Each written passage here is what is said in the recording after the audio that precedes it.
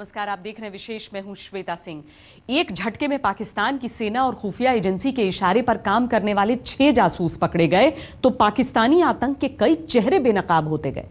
आज तक को खुफिया एजेंसियों से यह अहम जानकारी मिली है कि आईएसआई के जासूस किस कोडवर्ड में बात करते थे ताकि वो पकड़े न जा सके। देखिए आज तक की ये एक्सक्लूसिव रिपोर्ट।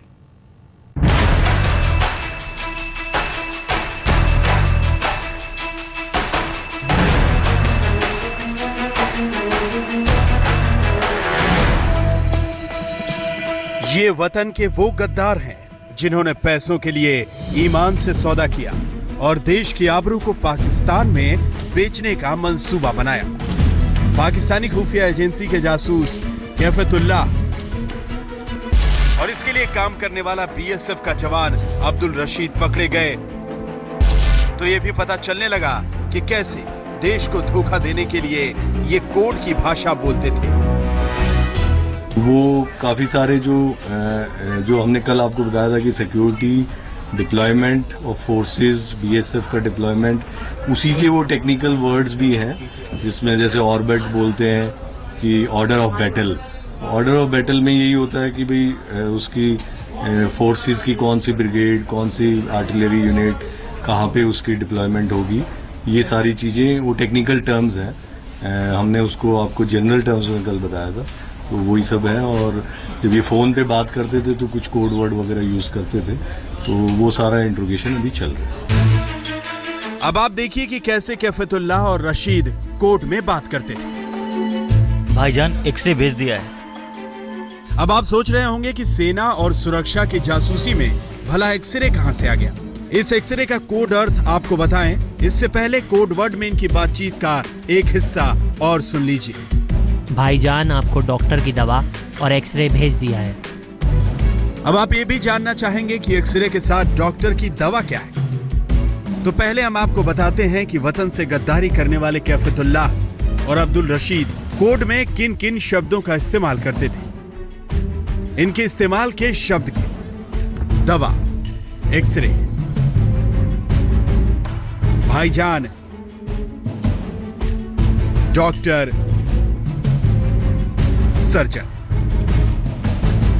क्राइम ब्रांच ने जब कैफतुल्लाह और अब्दुल रशीद से जमकर पूछताछ की तो यह पता चला कि कैसे कोड वर्ड में ये बात करते हैं। आधिकारिक सूत्रों के मुताबिक पुलिस के पास दोनों के बीच हुई बातचीत की रिकॉर्डिंग है जिसमें कोड वर्ड का इस्तेमाल हुआ है और पुलिस ने इसे तोड़ा है। पिछले 24 घंटे की पूछताछ में पता चला कि दोनों जासूस पाकिस्तानी खुफिया एजेंसियों के अधिकारियों को भाईजान कहकर बुलाते थे, इंडियन आर्मी को डॉक्टर और बीएसएफ को सर्जन कहते थे, जानकारी को दवा तो लीक दस्तावेजों को एक्सरे कहते थे, जिससे कि उनके बीच होने वाली बातचीत से ऐसा लगे जैसे किसी मरीज के बारे में बात कर रहे हैं। अब पकड़े गए तो क्राइम ब्रांच भी जांच कर रही है कि कैसे मेडिकल की बातों से देश की सेहत की साजिश रची जा रही थी। उसके पास पर्सनली तो नहीं थी, उसको टास्क किया गया था कि आप और लेके आइए, जैसे एयरफोर्स स्टेशन का लेके आइए और बदामी बाग कैंटोनमेंट एरिया है उसका लेके आइए, और जो भी कोशिश करिए कि जहाँ पे बीएसएफ का पूरी बॉर्डर पे कहाँ पे कितना डिप्लॉयमेंट है ताकि ये इन्फिल्ट्रेशन कर सके, टेररिस्ट को अंदर घुसा सके। उस नज़रिए से एग्जैक्ट डिप्लॉयमेंट कोशिश कर रहे थे वो लोग लेने की, तो वो सब अभी चल रहा है। अभी कुछ लोगों की गिरफ्तारी हो सकती है। अभी मैं नहीं कह पाऊंगा कुछ भी, क्योंकि जब तक एविडेंस नहीं हो तब तक। बीएसएफ में हवलदार अब्दुल रशीद और आईएसआई जासूस कैफतुल्लाह ने पाकिस्तान की खुफिया एजेंसियों को सेना से जुड़े अति संवेदनशील दस्तावेज लीक कर दिए। उन दस्तावेजों की पूरी जानकारी हम आपको देंगे, उससे पहले सुन लीजिए कि अपने एक जवान की गद्दारी ने बीएसएफ को कैसे सतर्क कर दिया है। फिलहाल तो पुलिस ने इस मामले में 2 जासूसों को ही पकड़ा है, लेकिन पुलिस के रडार में पाकिस्तानी उच्चायोग के कुछ अधिकारी और जम्मू और कश्मीर के सेना के कुछ अधिकारी भी शामिल हैं। पुलिस का कहना है कि आने वाले समय में उन पर भी शिकंजा कसा जाएगा। कैमरामैन प्रताप सोहन के साथ चिराग गुठी, दिल्ली, आज तक। कैफतुल्लाह और अब्दुल रशीद समेत 6 जासूसों की गिरफ्तारी से आईएसआई की आतंकी पोल एक बार फिर खुल गई। चाहे जासूसों की भर्ती हो, स्लीपर सेल तैयार करना हो, इसके लिए पाकिस्तानी खुफिया एजेंसी आईएसआई ने बाकायदा 3 स्टेज में अपनी साजिश का चक्र तैयार कर रखा है। नाम अब्दुल रशीद, बीएसएफ में हेड कांस्टेबल। नाम कैफियतुल्लाह, स्कूल में लाइब्रेरियन। ये दोनों शख्स चंद रोज पहले तक अपनी इसी पहचान के साथ जिंदगी बसर कर रहे थे, लेकिन खुफिया और सुरक्षा एजेंसियों ने इनके चेहरे से नकाब उतारा तो देश में आईएसआई की 3 स्तर की जासूसी का जाल सामने आने लगा।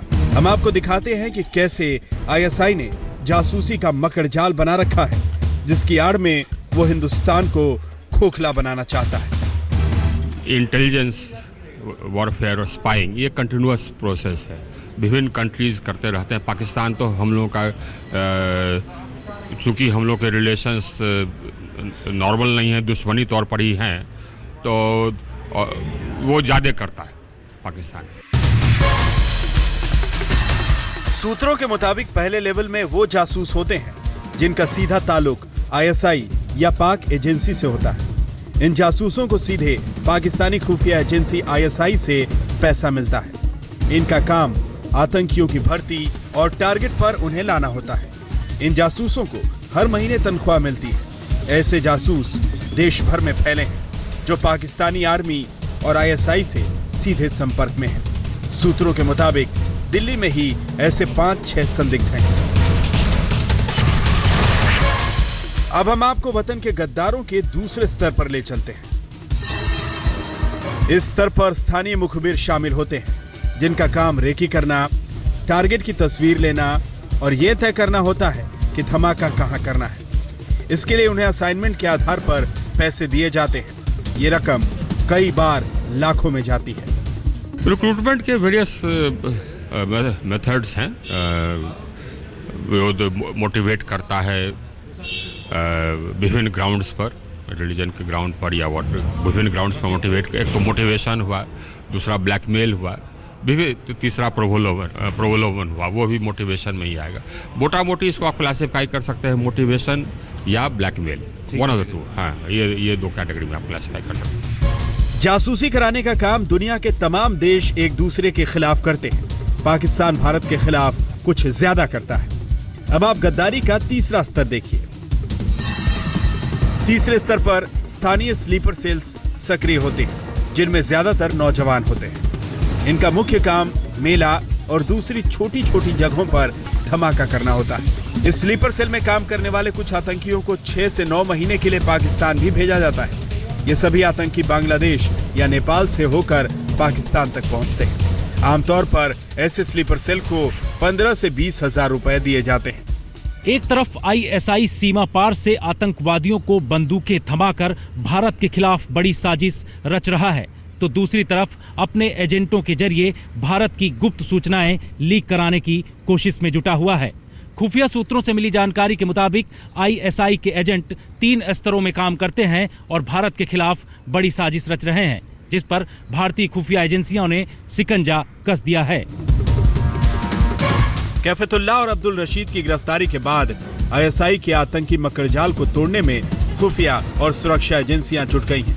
आज तक को खुफिया एजेंसियों से पता चला है कि आईएसआई के करीब 20 अधिकारियों का इन जासूसों से सीधा संपर्क है। इसीलिए बीते 15 दिनों में देश भर में 100 से ज्यादा छापे मारे गए। एजेंसियों को उम्मीद है कि आईएसआई के आतंकी नेटवर्क को जल्द ही तोड़ने में वो कामयाब होंगी। जितेंद्र बहादुर सिंह, दिल्ली, आज तक। पाकिस्तानी नागरिक समेत आईएसआई के 6 जासूसों की गिरफ्तारी से पाकिस्तानी आर्मी और उसकी खुफिया एजेंसी आईएसआई का आतंक पर गंदा खेल पूरी दुनिया में बेनकाब हो गया है। दरअसल कैफियतुल्लाह और अब्दुल रशीद की गिरफ्तारी से यह खुलासा हुआ कि कैसे हिंदुस्तान में सुरक्षा ठिकानों पर पाकिस्तान की काली नजर गड़ी है। दिल्ली, कोलकाता, मेरठ, 3 शहरों के ये नाम तो आईएसआई के दलालों और वतन के गद्दारों की गिरफ्तारी से सामने आए, नहीं तो देश के अलग अलग हिस्सों में आतंकवादियों के होने और किसी घिनौनी साजिश रचने की कड़वी सच्चाई को नकारा नहीं जा सकता। उनको पैसे का प्रलोभन दिया जाता है उनको पहले ये वो देखते हैं कि ये पोटेंशियल रिक्रूट हो सकता है कि नहीं। और कई लोग इसलिए काम करते हैं क्योंकि वो आइडियोलॉजिकल रूप से अपने आप को नज़दीक मानते हों, धार्मिक रूप से अपने आप को वो जो है पेरेंट जो हैंडलिंग कंट्री है उसको नज़दीक मानते हों। दिल्ली पुलिस ने आईएसआई के जासूस कैफतुल्लाह को दिल्ली में गिरफ्तार किया। उसके खुलासे के बाद बीएसएफ के हवलदार अब्दुल रशीद को राजौरी में पकड़ा और आईएसआई के 3 एजेंटों को कोलकाता में। ये तीनों बाप बेटे और रिश्तेदार हैं। मेरठ में भी एसटीएफ ने एजाज नाम के एक जासूस को पकड़ा। इन 6 आतंकवादियों में गद्दारी के चरम पर बैठे कैफतुल्लाह और अब्दुल रशीद की पूरी कहानी जान लीजिए। 44 साल के कैफतुल्लाह खान उर्फ मास्टर रजा जम्मू कश्मीर पुलिस में जवान था। वहां से वो पाकिस्तान के लिए जासूसी करता था, जिसमें उसकी नौकरी चली गई। उसके बाद वो एक लाइब्रेरियन बन गया, लेकिन काम कर रहा था पाकिस्तान की आतंकी लाइब्रेरी में। अब्दुल रशीद कैफतुल्लाह खान का ममेरा भाई है, जो बीएसएफ के इंटेलिजेंस यूनिट में हवलदार था। राशिद की यूनिट बीएसएफ के 70 किलोमीटर में मूवमेंट की जानकारी रखती है। कैफतुल्लाह को सुरक्षा संबंधी दस्तावेज लीक कराने के लिए आईएसआई से लाखों रुपए मिलते थे, जिसमें से कुछ पैसे वो अब्दुल रशीद को दे देता था।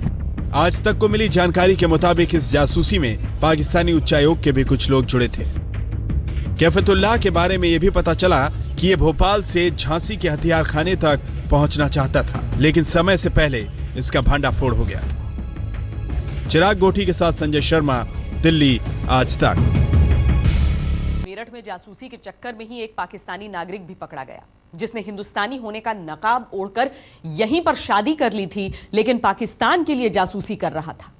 उसकी गिरफ्तारी से पता चला कि सुखोई विमान तक के बारे में अहम जानकारी वो पाकिस्तान तक भेज चुका है।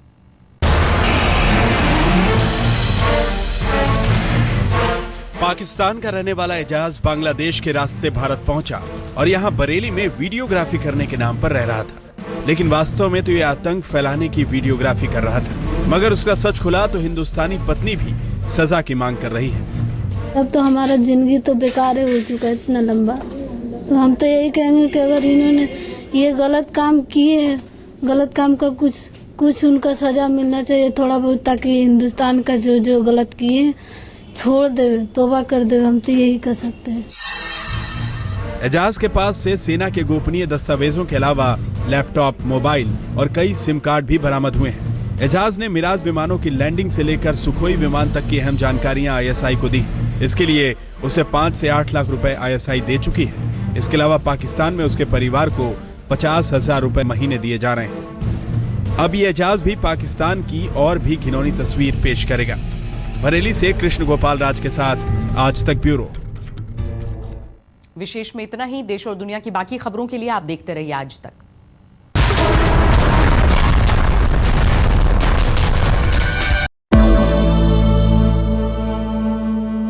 इस वक्त की बड़ी खबर, पेरिस जलवायु परिवर्तन सम्मेलन में प्रधानमंत्री मोदी और पाकिस्तान के प्रधानमंत्री नवाज शरीफ का आमना सामना हुआ। दोनों नेताओं ने एक दूसरे से हाथ मिलाया। इसके बाद दोनों एक ही सोफे पर बैठकर बातचीत करते हुए नजर आए। 2 दिन के इस